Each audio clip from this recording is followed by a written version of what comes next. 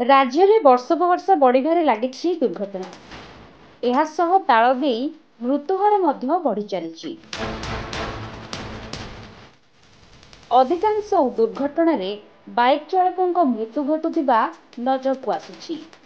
ଅନେକ ବାଇକ୍ ଚାଳକ ହେଲମେଟ୍ ପିନ୍ଧୁନାହାନ୍ତି, ଆଉ କେତେକ ନିଶାରେ ରହି ଗାଡ଼ି ଚଳାଉଛନ୍ତି। ଯାହାଫଳରେ ଅନେକ ନିରୀହ ଜୀବନ ଚାଲିଯାଉଛି। ଏନେଇ ନୂଆ ପଦକ୍ଷେପ ନେଇଛନ୍ତି ସରକାର। ଏଣିକି ସବୁ ଗାଡ଼ିରେ ଲାଗିବ ସ୍ମାର୍ଟ ଡିଭାଇସ୍, ଯାହାଫଳରେ ଆକ୍ସିଡେଣ୍ଟ କମିବ। IIT ମାଡ୍ରାସ ସହ ଅନ୍ୟମାନଙ୍କ ସାଙ୍ଗରେ ଚୁକ୍ତି ହୋଇଛି।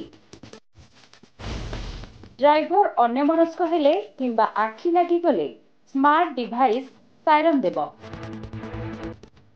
କେବଳ ଏତିକି ନୁହେଁ, ମଦ ପିଇ ଗାଡ଼ି ଚଳାଇଲେ ମଧ୍ୟ ଏକ ଶବ୍ଦ ଶୁଣାଯିବ, ଯାହା ଡ୍ରାଇଭରକୁ ସଚେତନ କରାଇବ। ରୋଡ୍ ହିଟ୍ରୋଜନକୁ ମଧ୍ୟ ଏଡ଼ାଇବ ଏହି ଡିଭାଇସ୍।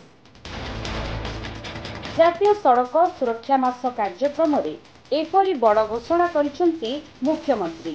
ଏହି ଅବସରରେ ଓଡ଼ିଶା ଯାତ୍ରୀ ଆପ୍ ଉଦ୍ଘାଟନ କରିଛନ୍ତି ମୁଖ୍ୟମନ୍ତ୍ରୀ। ଓଲା, ଉବର ସବୁ କମର୍ସିଆଲ ବେସିସ୍ ଅର୍ଥାତ୍ ମିଡଲମ୍ୟାନ୍ ଲାଭବାନ ହେଉଛି। ଡ୍ରାଇଭରମାନଙ୍କ ଠାରୁ କମିଶନ ନେଉଛି କମ୍ପାନୀ। ଏଥିରେ ସ୍ୱଚ୍ଛତା ଆଣିବା ପାଇଁ ରାଜ୍ୟ ସରକାରଙ୍କ ସହଯୋଗରେ ଏହି ଆପ୍ କରାଯାଇଛି। ଓଡ଼ିଶା ଯାତ୍ରୀ ଆପ୍ ପ୍ରବାସୀ ଭାରତୀୟ ଦିବସରେ ମଧ୍ୟ ଲାଗୁ କରାଯିବ। ଏହାଦ୍ୱାରା ଯାତ୍ରୀମାନେ ସୁରକ୍ଷିତ ଭାବେ ଯାତ୍ରା କରିବେ। Bureau report, DNK live.